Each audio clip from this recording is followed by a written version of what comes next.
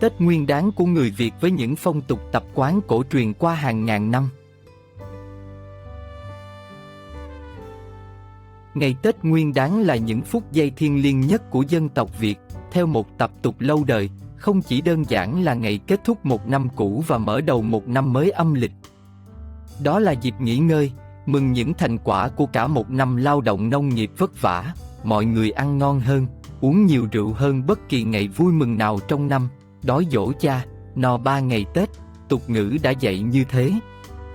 Đó là dịp họp mặt của gia đình, thậm chí với cả đại gia đình, cha mẹ, anh chị em, có khi còn cả với ông bà, cụ kỵ, nội và ngoại để con, cháu, chắc chúc thọ người trên. Đó là dịp gặp gỡ họ hàng xa gần, bạn bè, đồng hương nơi thôn xóm. Thiêng liêng hơn, đây còn là dịp tưởng nhớ với lòng thành kính những người đã khuất trong gia đình, một sự tưởng nhớ lâu nay đã trở thành sự thờ cúng trang nghiêm. Mà những hoạt động đó lại diễn ra trong những ngày lập xuân, theo sự phân chia của lịch pháp cổ truyền mỗi năm chia làm 24 tiết. Vào những ngày này mùa xuân bắt đầu sau mùa đông giá lạnh, nhất là ở miền Bắc Việt Nam, cây cối đâm chồi nảy lộc, muôn hoa đua sắc khoe hương, con người rạo rực sức sống, tràn đầy ước mơ, chào đón một năm mới nhiều hứa hẹn tốt lành. Tết gắn bó sâu sắc với mỗi người con dân đất Việt. Tết Nguyên Đán xưa luôn có những tập tục dưới đây. Chợ Tết. Để đón chào một dịp trọng đại như thế, người ta phải chuẩn bị từ rất sớm. Hoạt động thu hút sự chú ý của mọi người, nhất là ở vùng quê, là đi chợ Tết, mở ra vào khoảng thời gian 5 đến 10 ngày trước Tết. Người ta có thể đến đây mua sắm mọi thứ cần thiết cho Tết. Gạo chủ yếu là gạo nếp để gói thứ bánh tiểu biểu cho Tết, bánh chưng, gà, nhất là gà trống để làm vật cúng tổ tiên, thần thánh, thịt gia súc, trước hết là thịt heo, cá tươi, mứt kẹo, hoa, quả là chuối, cam, bưởi, quất, Phật thủ, quần áo mới, đồ chơi cho trẻ em, tranh vẽ và mọi thứ cần thiết cho việc chuẩn bị các bữa cỗ Tết, các hoạt động tinh thần ngày Tết. Các phiên chợ ấy tấp nập khác thường. Các món ăn ngày Tết. Những món ăn và vật phẩm văn hóa tiêu biểu nhất thì như một câu đối truyền tụng từ lâu đời, không người Việt Nam nào không biết là thịt mỡ, dưa hành, câu đối đỏ, cây nêu, tràng pháo, bánh chưng xanh. Hoặc như một vế của câu đối Tết đã có từ lâu đời, cảnh Tết thật là vui, nào tranh, nào pháo, nào áo, nào quần, nào dưa hành, mứt bí, nào giò mỡ, bánh chưng, rượu đánh tít mù, tớ muốn quanh năm xuân tất cả.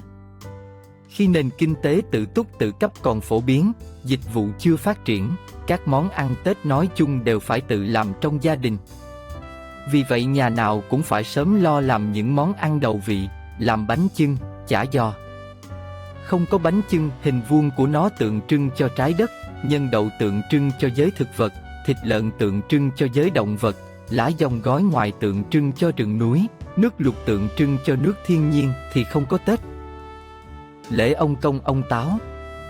Người miền Nam gọi đây là ngày đưa ông Táo về trời, là lễ tiễn ông Công lên chầu trời vào ngày 23 tháng Chạp âm lịch. Đúng ra, đó là thổ công mà người xưa cho là vị thần đất, có nhiệm vụ lên trời báo cáo với Ngọc Hoàng về mọi hành vi tốt, xấu của chủ nhà để Ngọc Hoàng thưởng, phạt trong năm mới. Người ta lập bàn thờ tạm thời trong những ngày Tết, trên đó bao giờ cũng có những đồ mã, mũ, áo, hia. Cũng trong ngày này, người ta còn thả một con cá chép xuống ao hồ để làm phương tiện giao thông đưa ông Công lên trời. Theo phong tục Việt Nam, đây còn là lễ ông Táo, vua bếp núc. Chuyện kể rằng, ngày xưa, có hai vợ chồng nghèo đến nỗi người chồng phải bỏ nhà ra đi kiếm sống. Người vợ ít lâu sau cũng phải tha hương cầu thực, chị ta lấy một người chồng khác, và may sao cặp vợ chồng này ăn nên làm ra. Một năm, vào 23 tháng Chạp, người chồng cũ đi ăn xin, vô tình vào nhà người vợ cũ. Nhận ra chồng cũ, người đàn bà mang rất nhiều tiền của ra cho. Thấy thế người chồng mới nghi ngờ. Buồn bực, người vợ nhảy vào bếp lửa tự thi. Người chồng cũ quá thương xót liền lao vào theo. Người chồng mới ân hận cũng lao vào lửa nốt. Từ đó dâng ra lập bàn thờ hai ông một bà vào ngày này, đồ cúng cũng như đồ cúng ông Công, 3 bộ mũ, áo, hia. Và nhiều người Việt Nam đồng nhất ông công với ông Táo, gọi đây là lễ ông công, ông Táo.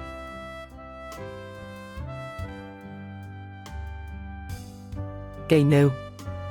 Giáp ngày Tết, người ta trồng cây nêu ở sân. Đó là một cây tre, phía trên treo một chiếc võng cũng bằng tre, có những chiếc khánh, con cá bằng đất nung kêu len keng khi có gió. Nếu là một cây tre tươi thì ở ngọn cây thường để lại một ít cành và lá. Trên sân, thường vẽ bằng vôi trắng những hình cung nỏ và tên. Tùy vào một số vùng, cây nêu thường được dựng vào ngày 23 tháng Chạp, là ngày các thổ thần, táo quân đã về trời. Người xưa quan niệm rằng từ ngày này trần gian vắng mặt thần linh, nên ma quỷ thường nhân cơ hội này lẻn về quấy nhiễu. Cây nêu được dựng với mục đích xua đuổi tà ma, mang lại bình yên cho con người trong những ngày Tết.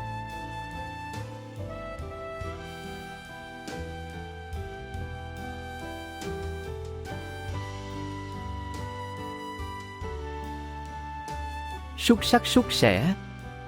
Chiều tối 30 tháng Chạp, khi người ta bắt đầu cúng tổ tiên để mời các vị về ăn Tết với con cháu.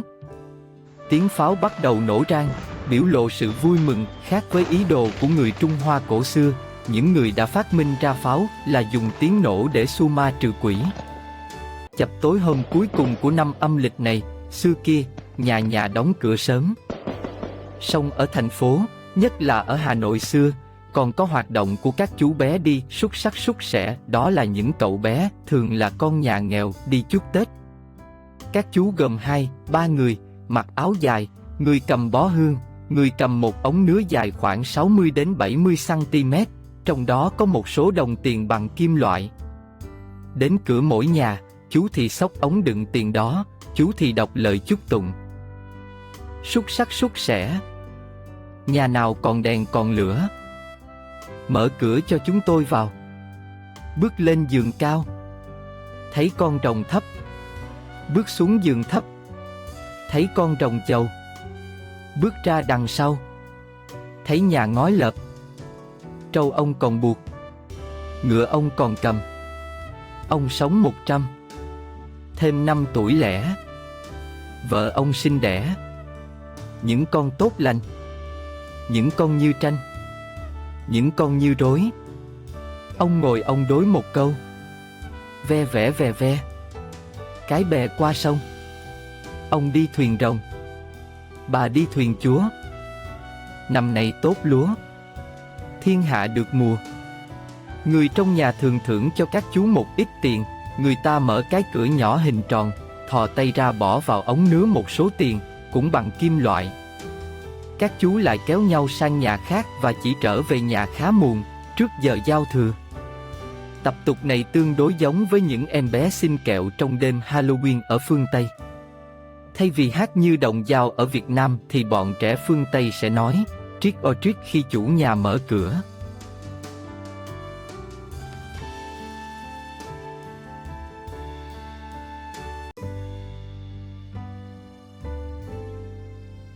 Giao thừa, 12 giờ đêm ngày cuối cùng, 0 giờ ngày đầu năm là giờ trang nghiêm nhất, gây nhiều xúc động nhất trong những ngày Tết.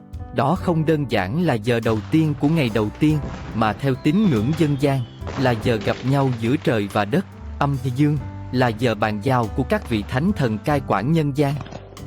Người ta đốt pháo khắp nơi, cùng lúc, tạo thành một không khí sục sôi, rạo rực ở mọi người. Người ta làm lễ giao thừa, lễ tổ tiên, trời, Phật, ông Công, ông Táo, và ở những nhà làm nghề thủ công, lễ cả tổ sư. Mùi hương nhang, hoa ngào ngạt, cùng với mùi và khói pháo làm cho mọi người ngây ngất. Trẻ em, dù hám ngủ đến mấy cũng thích được đánh thức dậy vào giờ này. 3 ngày Tết. Tết được cử hành ít nhất trong 3 ngày. Nhưng ngày mồng 1 là ngày long trọng nhất. Mùa đông đã qua, mà theo quan niệm xưa về vũ trụ, đó là những ngày âm.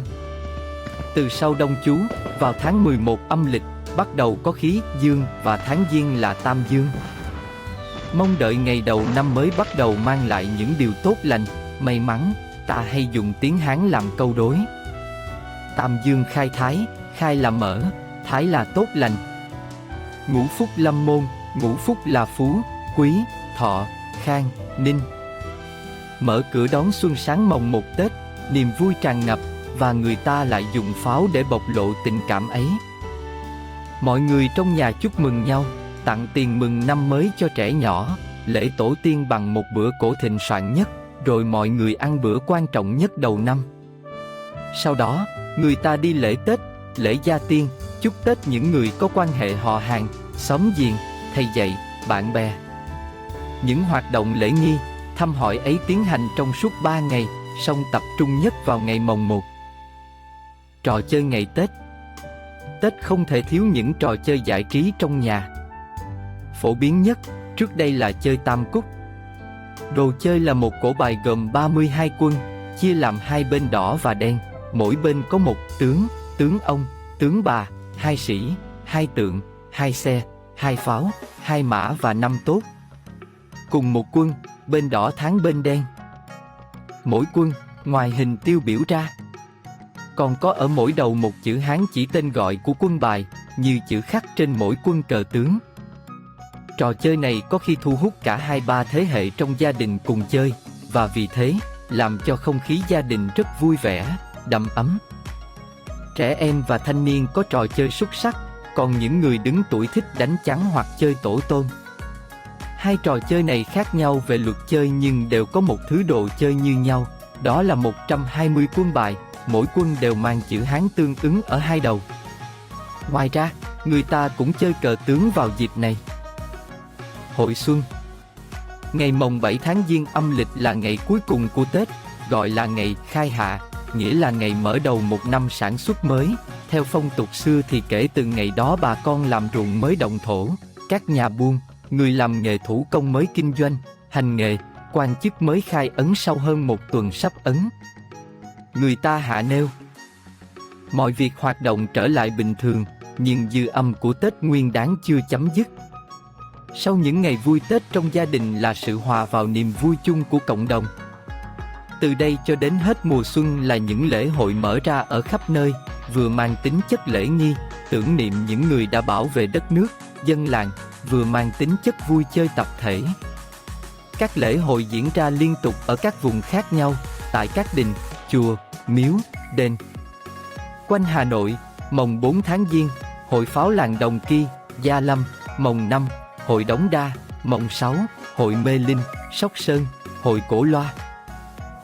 Trong những ngày hội tưng bừng đó, có những cuộc đốt pháo đặc chế, ống lệnh, có những trò chơi có giải thưởng như vật, đánh đu, đáo đĩa, chọi gà, chọi chim, qua cầu độc mộc, leo cột mỡ, thổi cơm thi, đua thuyền. Trên đây là tổng hợp của Phước Nguyên TV 88 về ngày Tết Nguyên Đán. Kính chúc quý vị có những ngày Tết thật ý nghĩa và hạnh phúc bên gia đình cùng người thân.